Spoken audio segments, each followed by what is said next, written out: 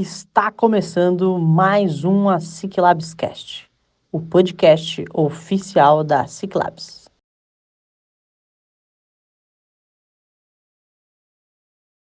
Salve, salve, minha querida, meu querido, estamos de volta.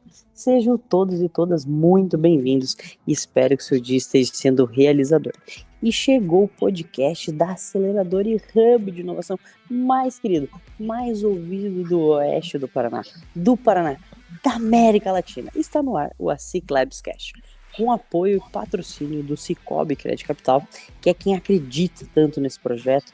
Cicobi, a SIC, né, que acredita nesse projeto, coloca assim muita energia aqui para a gente poder estar fazendo isso aqui, poder estar multiplicando a inovação, poder estar disseminando esse tema de inovação, empreendedorismo, né? E agora a gente já está chegando um pouco na reta final, né, do ano de 2024, baixando um pouquinho assim, começando a tirar o pé do acelerador e começando a deixar o carro ir assim para fechar os projetos, né? Para começar o ano que vem aí, poder recuperar as energias, recarregar a bateria e começar o ano que vem aí com muito gás em todos os projetos, né? Mas eu vou chamar ela, que sempre me acompanha aqui, e assim, já vou contando para vocês assim, que será um dos últimos episódios da Mila aqui. A Mila está abandonando a Ciclabs. A Mila falou que não me aguentava mais, falou, eu estou partindo. É Brincadeira. mentira. Depois eu vou pedir para que a Mila conte para vocês um pouquinho aí, para onde que a Mila tá indo também aí, mas eu vou deixar depois dela dar um spoiler aí. Mila, dá um oi pra galera aí. É mentira dele. Eu não falei que eu não aguento mais ele, mas é verdade que esse vai ser um dos meus últimos episódios. Então, sejam muito bem-vindos. Muito obrigado pela audiência de vocês de sempre. Obrigado por terem acompanhado a gente nesse ano de 2024, que já está chegando ao final e que teve muitos episódios incríveis. E eu tenho certeza que esse é mais um episódio ótimo e cheio de conteúdo que a gente traz aqui para você. Então, para não deixar para o final, né, o Vini já deu o spoiler, esse é um dos meus últimos episódios aqui na Ciclabs Cast.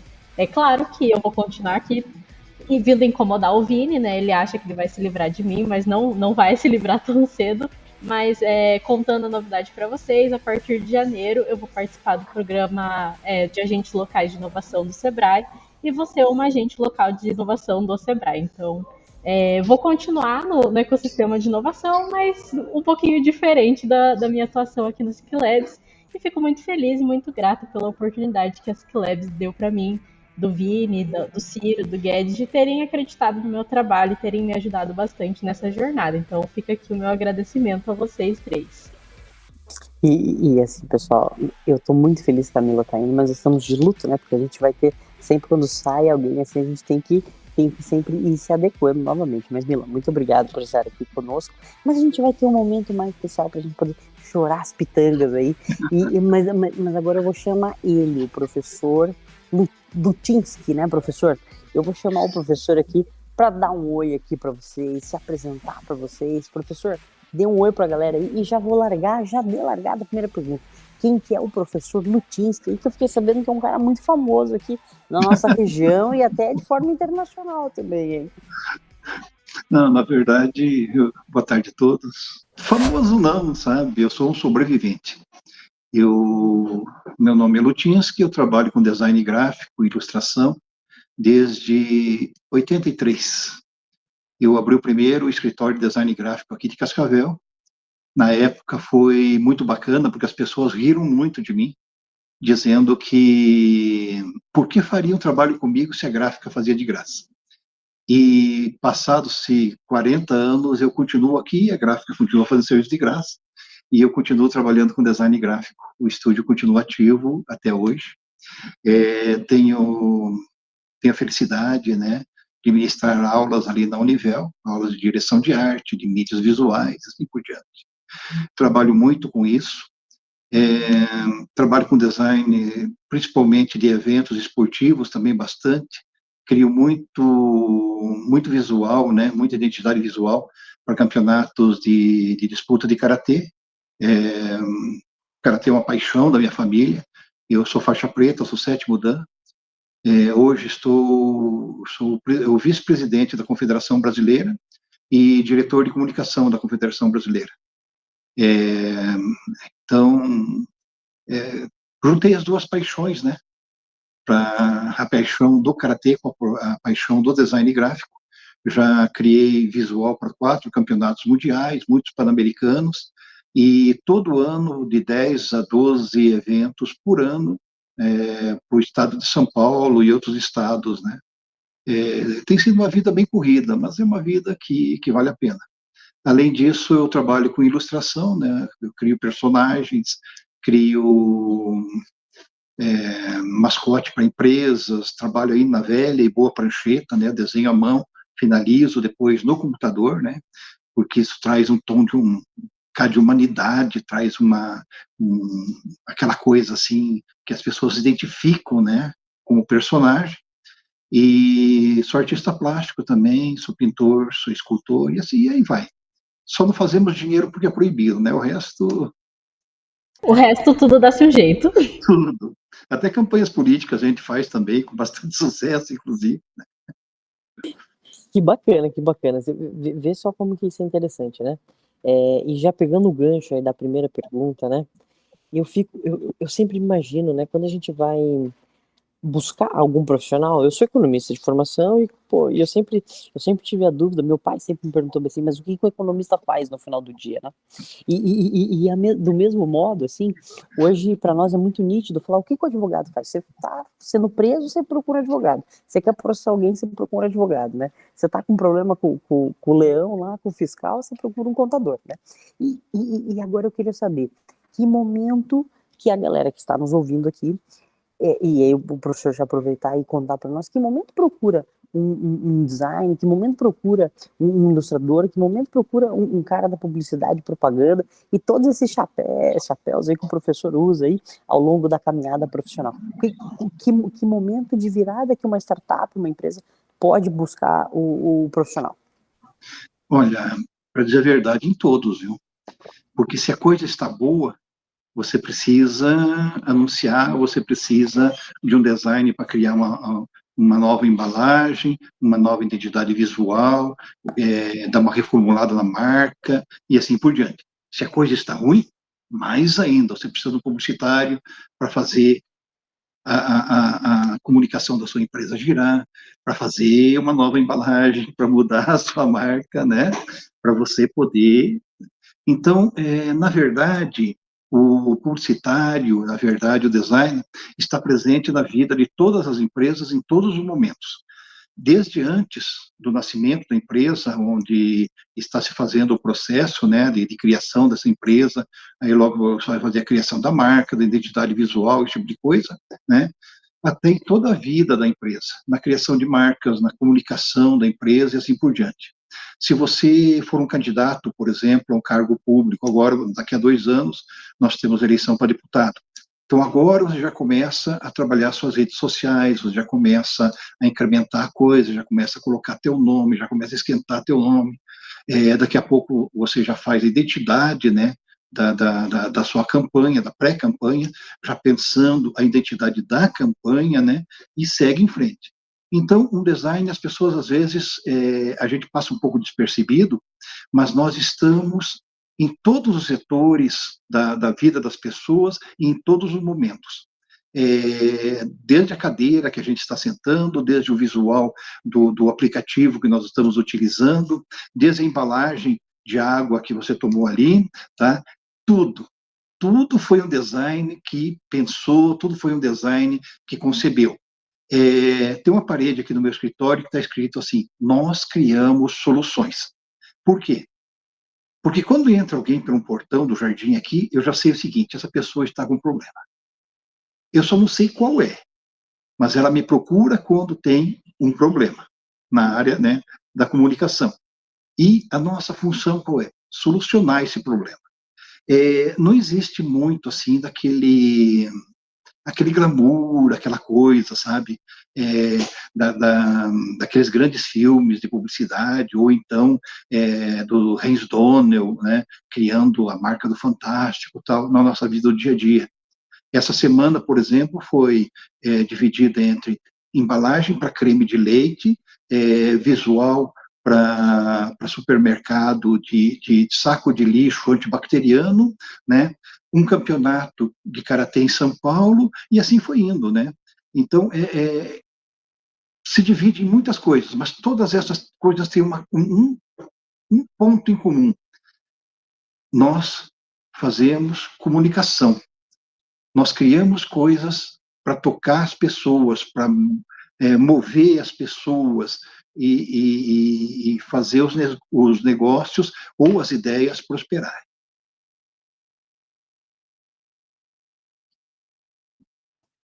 Que fantástico, que fantástico. E você sabe que isso é muito importante, porque é trazer um pouco esse olhar, né? Trazer esse olhar. E o professor comentou uma coisa aqui, professor Lutinski, assim, que é algo que é muito importante para as nossas startups aqui, que é a inovação constante, né? Porque Sim, muitas vezes nós aqui que estamos no ambiente monitor de inovação, eu até a minha função aqui se chama gestor de inovação, então assim, a gente acaba estando conectado com a inovação, mas muitas vezes a gente esquece de fazer alguns processos, às vezes a gente esquece aí de buscar e falar, a gente precisa de um posicionamento bom numa marca para poder melhorar isso cada vez mais, né, Mila? E a Mila, inclusive, tá terminando, tá na graduação aí de publicidade e propaganda. A Mila é uma advogada que tá voando aí dentro da publicidade e propaganda aí, né, Mila?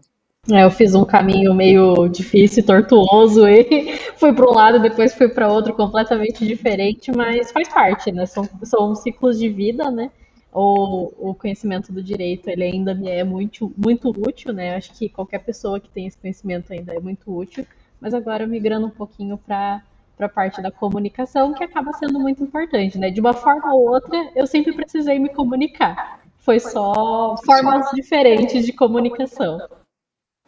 Perfeito, perfeito. Professor, e eu queria largar aqui a segunda pergunta aqui, para entender um pouquinho assim, qual que é a importância desse processo de criatividade conectado à inovação, né? A gente falou, e aí o professor trouxe muito essa questão, deu uma pincelada, né, sobre como que é esse processo dentro, desenvolvendo até essa caixinha de creme de leite aí, mas e dentro de uma startup, de um negócio um pouco mais inovador, como que a gente pode trazer essa questão da criatividade mais conectada com a inovação? Bom, eu creio o seguinte, a criatividade é um... Bom, agora eu vou falar como cozinheiro, só que todo gordinho gosta de cozinhar, né? Então, a analogia vai ser o seguinte, a criatividade é mais ou menos assim, é um grande panelão onde você coloca tudo o que você sabe e mexe esse caldo e começa a desenvolver algo novo. A criatividade não pode existir sem muito conhecimento prévio em cima de muitas áreas. O criativo, principalmente eu vou falar da área de publicidade e propaganda, que é a minha área de formação, e eu vivo isso, né, e design. O criativo é o seguinte, ele tem que saber um pouco de tudo, ele tem que estar ligado no mundo e ligado nas pessoas. Você não pode estar alheio ao que acontece à sua volta. Por exemplo, no caso de uma startup, qual seria uma grande maneira de utilizar essa questão da criatividade? Estar prestando atenção em todo o seu entorno, na sua cidade, nas pessoas tal, identificar problemas e pensar em soluções para esses problemas. Seja em qual área for, a fórmula é a mesma. É sempre identificar problemas e buscar soluções. Porque a criatividade que não serve às pessoas é algo inútil. Pode ser muito bonito, tal, mas ela não é algo que, sabe, toda a criatividade que se preza e toda a criatividade que vale a pena você investir seu tempo, investir energia, é aquela criatividade que vai solucionar problemas para as pessoas. E é isso que também vai trazer sucesso para a empresa. Porque imagine você, um grupo de rapaziada nova, tal, com uma nova empresa, descobre uma solução para um problema do nosso cotidiano, não tem como dar errado, vai dar certo. Sabe? Seja, por exemplo, uma nova maneira de você cuidar do trânsito, seja uma nova maneira de cuidar, sei lá, de qualquer assunto, né? A criatividade entra ali. Porque é impossível você conseguir resultados novos, você conseguir progresso fazendo as coisas da mesma maneira. Se fosse por isso, eu ainda estaria usando aquele velho e saudoso 486, com a versão 4 do Corel, né, num Windows que eu não lembro mais qual era, mas tudo era horroroso. Aquela internet de escada, né? Mas daí chega alguém que cria coisas novas, que cria, faz de uma outra maneira, que cria programas mais eficientes, entendeu? Então, a criatividade sempre tem que ser colocada em benefício das pessoas, a serviço das pessoas. Antes de começar qualquer projeto, eu acho que seria interessante os envolvidos pensarem a quem isso se destina, a quem nós iremos servir. Porque, às vezes, a questão, hoje em dia, principalmente, existe uma mentalidade que todo mundo quer ser servido, mas as pessoas esqueceram da beleza de eu servir ao outro, ao servir a uma comunidade toda, né? E problemas existem em todo canto. Então, se você sentar para conversar sobre eles, juntar mentes criativas, juntar mentes capazes, né, imbuídas de conhecimento, você vai encontrar soluções monumentais, vai encontrar soluções magníficas, e uma empresa, com certeza, uma startup ou qualquer outro tipo de empresa, vai dar certo, né?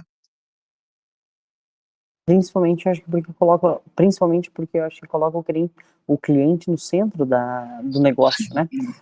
Porque assim, é o que eu bato, é o que eu sempre converso com as startups, ou que eu faço mentoria via Sebrae, ou que eu faço atendimento aqui na Ciclabs, eu sempre bato no seguinte sentido: o que de fato você está resolvendo do cliente, né?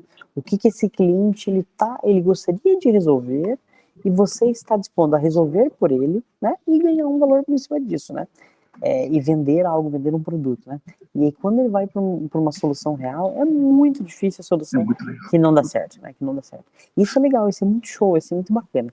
E aí, professor, eu já vou largar aqui, Mila, a próxima pergunta, assim, já te passo a bola aí, mas assim, professor, quando a gente pensa em criatividade, principalmente pensando nas startups, tem alguma ferramenta, algum modelo, algum método que o pessoal possa utilizar para desenvolver ainda mais a criatividade? Bom, eu venho de uma geração analógica, e daí eu fiz uma transição, um salto para o digital, e hoje não sei, eu acho que eu sou um mutante, eu sou as duas coisas, né? Eu sou analógico e digital. Eu creio o seguinte: um dos maiores exercícios que você pode fazer para desenvolver a criatividade, primeiro que a gente começa lá na infância, é a leitura. Conhecer muito, conhecer várias coisas. Partindo dali, a gente utilizar bem os nossos tempos, o nosso tempo em redes sociais e no mundo que nos envolve, tá?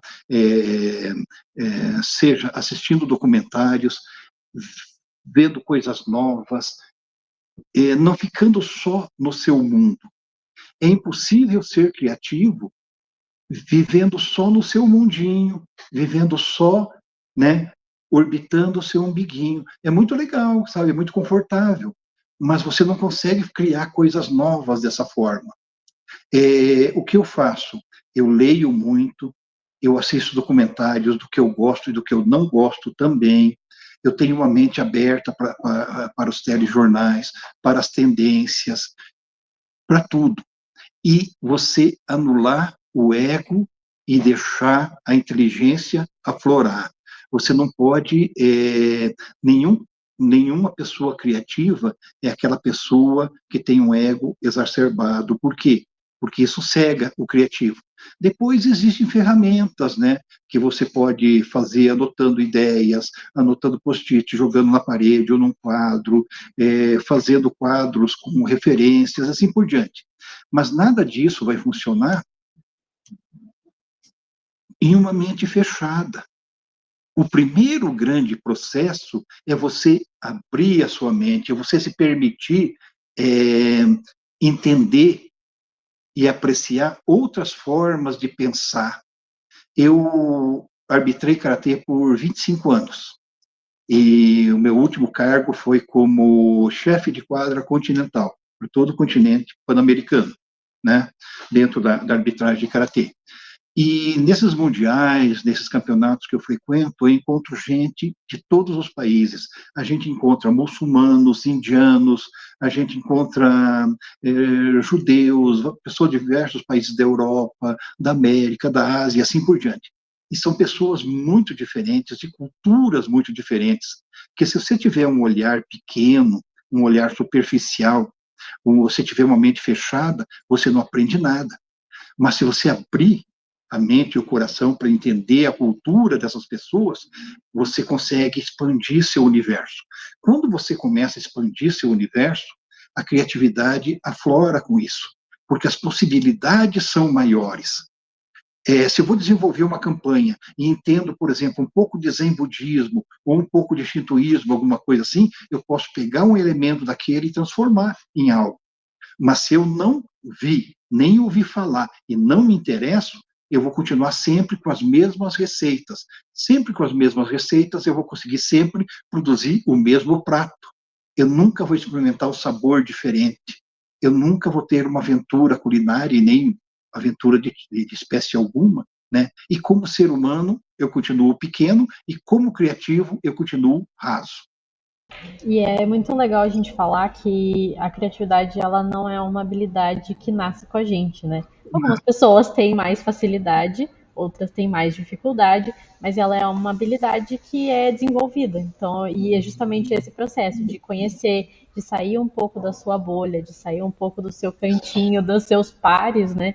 E Isso. buscar referências, né? Faz parte, né, do trabalho do designer, do publicitário, buscar referências, porque Referência é tudo, professor. exatamente, não é à toa, porque é o processo de sair dessa zona ali de conforto em que a gente conhece tudo e buscar algumas coisas diferentes.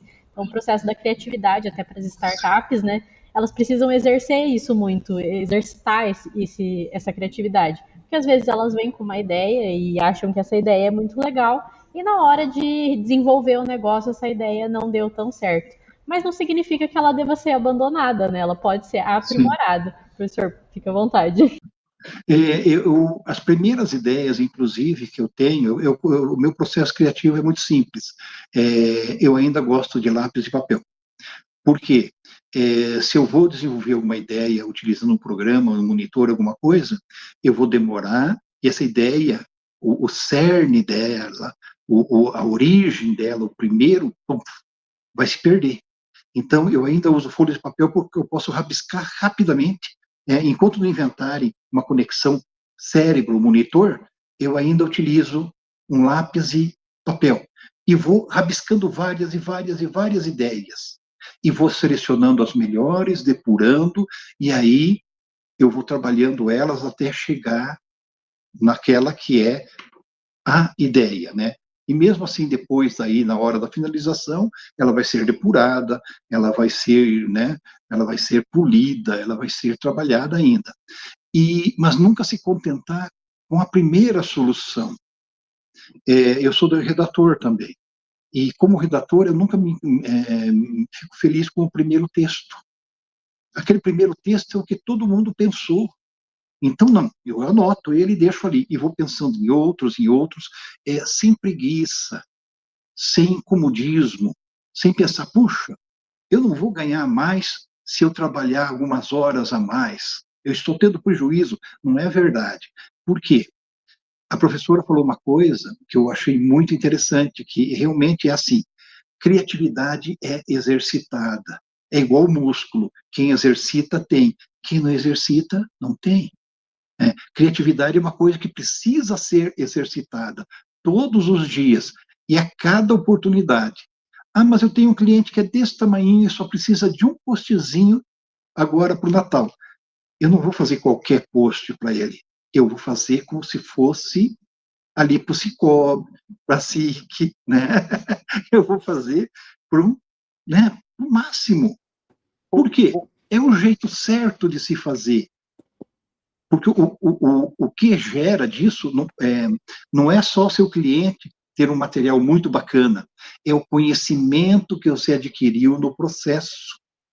E quanto mais você faz, mais fácil é fazer. Perfeito, perfeito. Professor, eu já vou aproveitar, pegar um gancho aqui para você. Eu li um livro recentemente que chamava Confiança Criativa. E até, inclusive, ontem eu estava compartilhando ele aqui com os nossos bolsistas aqui para que eles pudessem ler.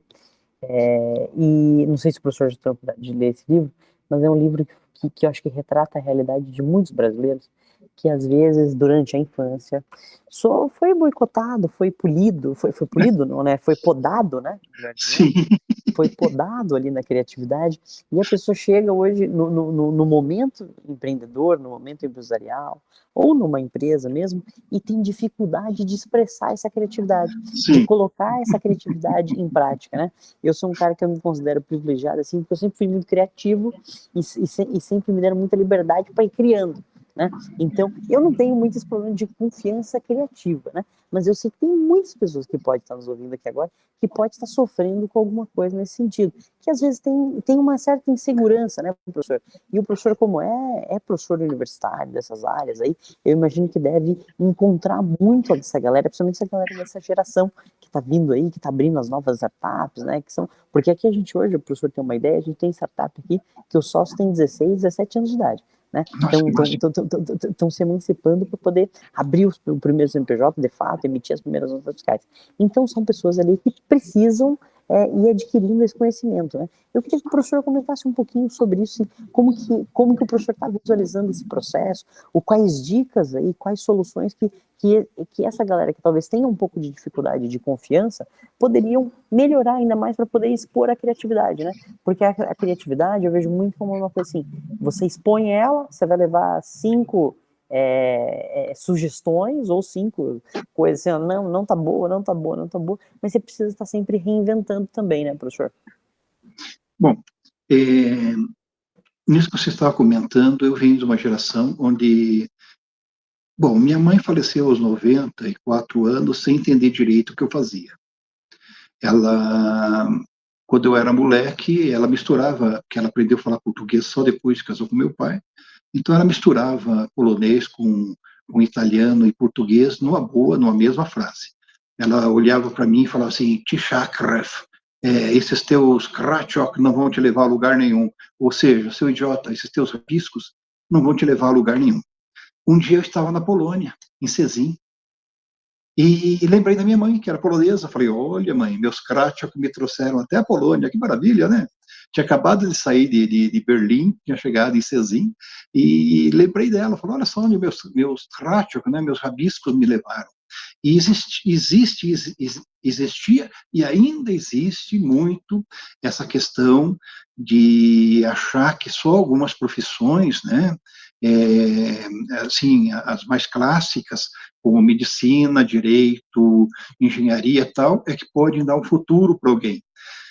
Mas tem pessoas que não se encaixam nesse perfil. São pessoas que têm um entendimento, uma cabeça, um coração diferente, e eles precisam, aí a professora, eles precisam de outro espaço, de outra maneira, né? Então, quando me deparo com a molecada, né, tem aqueles que já vêm com os cadernos de desenho, de ilustrações, quadrada tal, né? Já vem ali prontos para a briga, né? E tem aqueles que só um pouquinho, está acabando minha bateria aqui. Ó, resolvido. E tem aqueles que têm criatividade ali dentro, tal, mas não conseguem aflorar isso. Então, o que eu faço? Eu volto naquela parte que eu falei do exercício. Esse semestre, por exemplo, no começo do semestre, eu passei algumas tarefas extremamente simples para serem executadas. Tarefas muito fáceis para que eles começassem a ganhar corpo, para que eles começassem a ganhar confiança. Os mais ousados já foram lá para o espaço e alguns começaram a caminhar. Eu não sou aquele tipo... Oi, gente, desculpa. Sem problema, pode ir. Eu não sou daquele tipo de professor que fica ali na frente, caminhando para um lado para o outro, escrevendo, né, pedindo para o pessoal copiar tal, e problema de vocês, aqui no dia eu passo o teste. Eu vou de carteira em carteira, no laboratório eu vou de máquina em máquina, ponho o dedo no monitor, mostro que tem que ser para cá, para lá, converso com as pessoas, conversamos sobre o processo de criação, conversamos sobre como desenvolver as coisas, trago muito conhecimento prático. Nós não temos praticamente aulas assim só teóricas. Tudo que a gente coloca na teoria, nós colocamos na prática, para que coloquem a mão na massa. Mas trabalho muito fundamento, porque é um erro pensar que a criatividade vai funcionar sem fundamentos. Você tem que dominar os fundamentos da área que você escolheu, seja design, seja programação, seja e assim por diante. Tem que ter conhecimento e depois é como se fosse o seguinte: a massa do bolo é o fundamento e depois por cima a criatividade é aquela cobertura bacana e a cereja, certo? Mas você tem que ter fundamento, você tem que ter conhecimento prático. Então eu consigo juntar essas duas coisas. Eu junto a questão de passar fundamentos e a questão de não ter, de não me ater a trabalhar o geral, porque o geral não funciona. São pessoas diferentes. Você tem que saber quem é quem, olhar nos olhos e entender quem é aquele aluno e trabalhar de um por um, de uma maneira individualizada. Porque cada um sente o mundo e entende o mundo de uma maneira diferente. Então, a criatividade de cada um vai ser também expressada de uma maneira diferente. E se você não tiver o tempo, e se você não tiver a boa vontade de sentar ao lado e escutar, você não vai conseguir transmitir o conhecimento que esses meninos, essas meninas precisam para aflorarem dentro da profissão. E é um processo muito legal, porque, querendo ou não, eles vão fazer isso na vida profissional deles. Eles vão Sim. precisar entender qual que é o problema que o cliente deles tem e para depois desenvolver uma solução. Então, da mesma forma que o professor tem esse cuidado individualizado com cada aluno, com cada forma com que esse aluno enxerga a vida e expressa a sua criatividade, eles também vão ter que ter com o cliente deles, vai ver o que tipo de empresa que é. Cada empresário tem o seu estilo, tem algumas coisas que ele considera mais importantes, algumas coisas que são fundamentais para o negócio dele e que o aluno vai precisar fazer. Querendo ou não, são princípios, às vezes a gente fala, específico do design. Uhum. Mas não é aplicável a qualquer área, né? Esse a qualquer área. De conhecimento, de conhecer o cliente, de conhecer, definir o que é importante para ele, para resolver o problema, é algo que vai ser aplicado em todas as áreas, não só no design, mas em qualquer segmento, né? Pode ser aplicado. É necessário se escutar o seu cliente. Você precisa ouvir ele. Eu, como publicitário, achava muito estranho que tem muitos na minha profissão que se acham os deuses da criação, levitam a 30 centímetros acima do solo. Olha, vocês, por favor, né, rendam homenagens a mim, porque eu sou o deus da criação. Mas não é verdade. Ser criativo, ser publicitário ou ser designer é uma profissão como qualquer outra, é uma profissão, você tem que trabalhar. E para você ser bom na sua profissão, a primeira coisa que você tem que fazer é escutar o teu cliente. É numa entrevista com o teu cliente, você ir lá e escutar ele, não falar de você, dos prêmios que você ganhou, etc. Você tem que escutar ele, entender o negócio dele. Eu gosto de passear por dentro da empresa do meu cliente. Eu gosto de entender. Quando eu não posso fazer, eu reviro as redes sociais dele, eu vejo onde tem referências dele, eu vejo onde tem as referências do concorrente dele, eu vejo as referências nacionais e internacionais, eu pego tudo isso e jogo no meu caldeirão, sabe? Por quê? Porque é ali que você vai conseguir ser assertivo. Caso contrário, não existe mágica. Criatividade não é aquela coisa assim mágica, não é aquele talento nato. Alguns até têm, mas criatividade é trabalho, é dedicação, é você estudar muito, é você entender as coisas. Eu, por exemplo, agora estou com quase 60 anos, mas o que eu faço? Eu assisto lançamentos de séries de anime, eu vejo os filmes, eu leio os livros, eu pesquiso, eu converso muito com várias gerações diferentes para entender o que eles pensam, como sentem. Eu não vou fazer uma campanha dirigida a um público de 20 a 30 anos porque eu gosto. O que eu gosto não interessa nessa campanha, interessa o que eles gostam. Nossos eventos na CBKI, que transformaram ela de uma entidade normal a maior entidade de karatê do país e a segunda maior do mundo. Nós começamos fazendo campeonatos brasileiros com 300, 400 atletas. O último, que foi o ano passado, em setembro do ano passado, teve quase 3.500. Então, não é uma pequena entidade, é uma mega entidade. Nós somos exemplo para o mundo. Os europeus utilizam o nosso programa, o nosso sistema de competição. Não somos nós que utilizamos o sistema deles, eles utilizam o nosso. Os europeus utilizam o nosso sistema de arbitragem.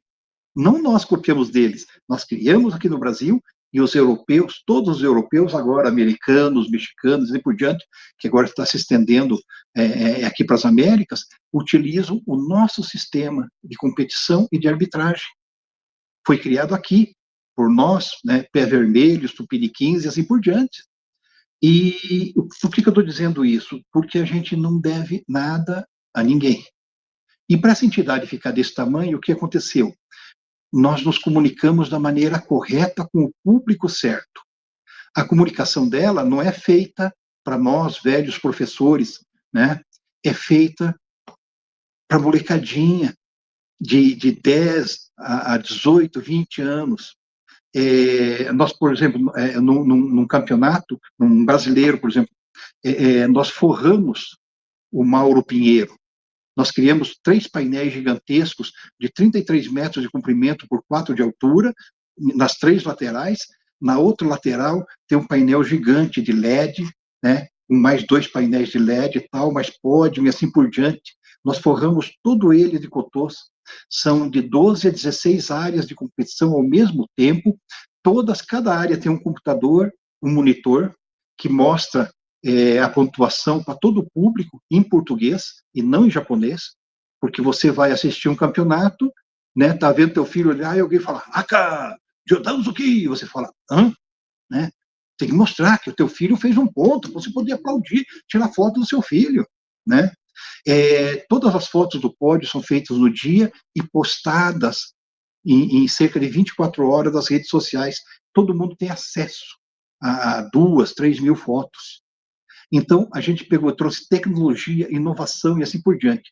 A onda da molecada hoje é se juntar em frente aos painéis para tirar foto, para postar nas redes. Por quê? Porque é diferente. Cada evento é diferente. As medalhas são desenhadas para cada evento. Não existe uma medalha genérica para todos.